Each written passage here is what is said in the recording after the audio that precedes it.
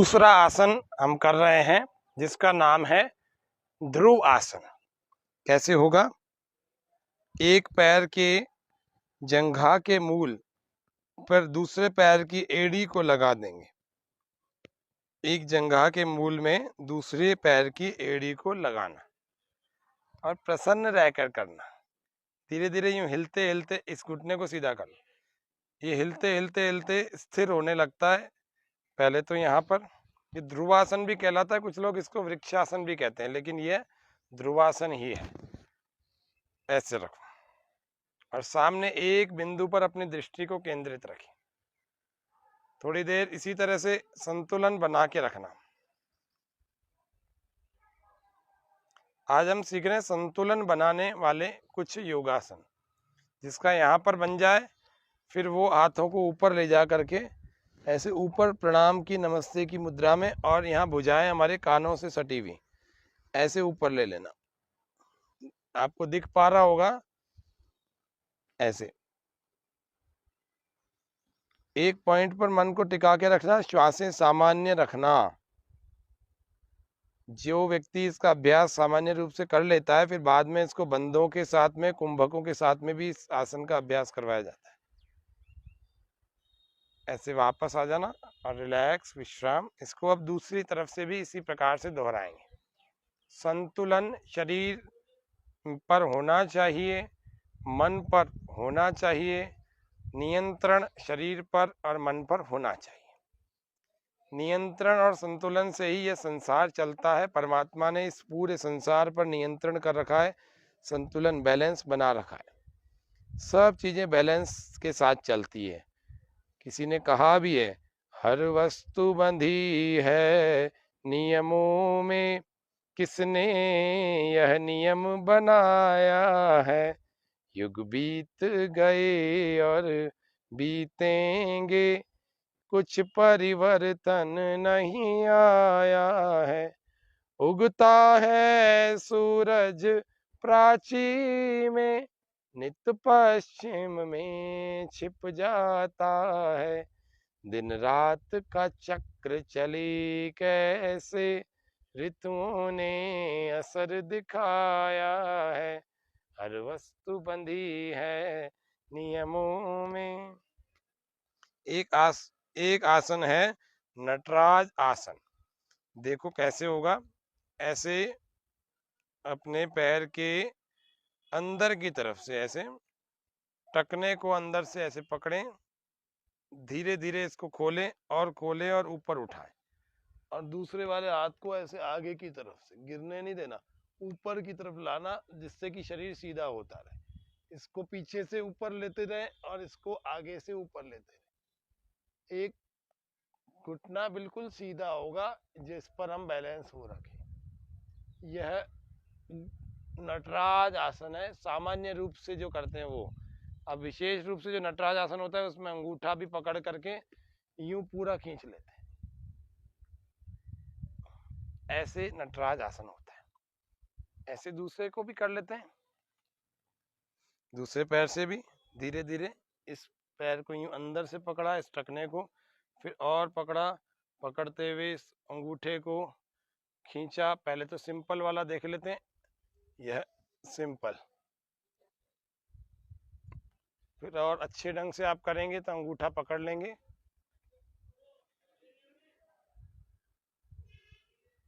थोड़ी देर रुकना और फिर धीरे धीरे वापस आ जाना। ये संतुलन का एक आसन। और एक और देख लेते हैं, गरुड़ आसन। जिन लोगों के घुटने मिलते हैं, चलते चलते घुटने टकराते हैं, वे सभी लोग गरुड़ आसन का अभ्यास करें। एक पैर पर दूसरे को आगे से यूं लाएं, घुटने से घुटना लगाएं। जिनसे नहीं हो रहा, ये घुटने को मोड़ लें, जिस पर बैलेंस कर रहे हैं ना उस पर मोड़ लेना, और ऐसे घुमा करके ऐसे लगा देना। और जो पैर ऊपर है ना, उसी हाथ को ऐसे बाहर से, दूसरा वाला ऐसे अंदर से, इन हाथों को भी ऐसे ही लपेट देना। सामने एक बिंदु पर अपने मन को टिका देना, वहीं रोक देना। संतुलन के आसन, योगासन। जीवन में संतुलन, नियंत्रण सब होना चाहिए। ऐसे ही दूसरी तरफ से भी करें। पहला आपको ताड़ासन बताया, इस तरह से बैलेंस हो गया। फिर आपको ध्रुवासन बताया। तीसरा आपको नटराज आसन बताया। और चौथा आपको बता रहे हैं यह गरुड़ आसन। देखो कैसे लपेट करके दूसरी तरफ से आपको दिखने लगा, पैर दिख रहा है ना, ऐसे करना। थोड़ी देर रोकना, एक पॉइंट पर, एक बिंदु पर, एक जगह अपने मन को, अपनी बुद्धि को, अपने दृष्टि को टिका के रखना और फिर धीरे धीरे वापस आ जाना। ये गरुड़ आसन का अभ्यास है। अब हम चलते हैं, बैठ करके एक आसन देख लेते हैं, बस फिर आज के सत्र में हम इतना ही रखेंगे। कुछ आसनों को विशेष रूप से आपको रोज करना चाहिए। निश्चित रूप से आप इनका लाभ उठा सकते हैं।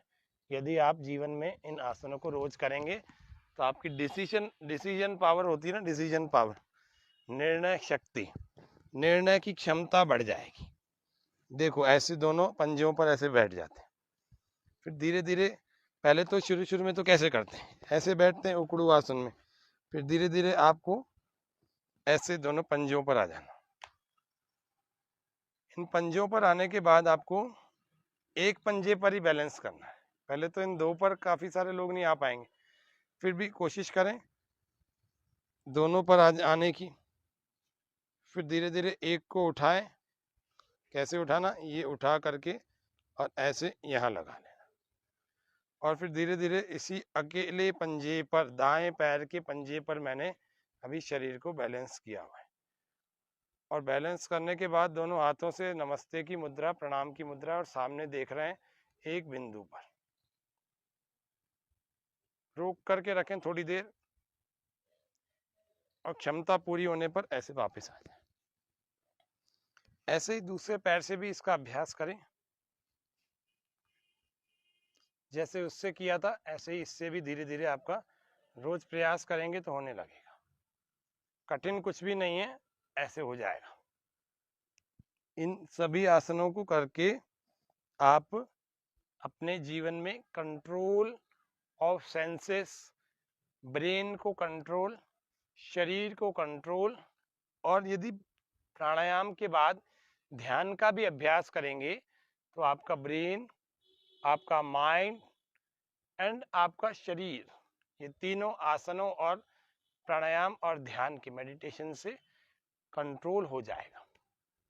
फिर अनावश्यक रूप से आपको गुस्सा नहीं आएगा, आप चिड़चिड़ापन आपको नहीं होगा, आपको अनिद्रा, इंसोम्निया की परेशानी नहीं होगी, आपका डिसीजन पावर बड़ा अच्छा स्ट्रांग हो जाएगा। आपकी निर्णय लेने की जो क्षमता अभी घट गई है ना, तो वह फिर ठीक हो जाएगी। आपके विचार आपके कंट्रोल में, नियंत्रण में नहीं रहते हैं, वे भी होने लग जाएंगे। आपकी इच्छा के बिना आपके अंदर कोई अनावश्यक विचार नहीं आएगा। ये बहुत बड़ी उपलब्धि होती है। तो आज के इस सत्र में हमने 5 योगासनों को संतुलन, शरीर और मन के संतुलन के लिए, जिनके शरीर में, मन में चंचलता बहुत है, मन भटकता रहता है इधर का उधर, इधर का उधर, वह सब दूर हो जाएगी समस्या चंचलता की। तो आज इतना ही देखते हैं, कल फिर हम मिलेंगे, कल फिर जानेंगे, बहुत कुछ जानेंगे। तब तक के लिए करें योग, रहें निरोग। जय हिंद, जय भारत। ओम शांति शांति शांति, सर्वेभ्यो नमः।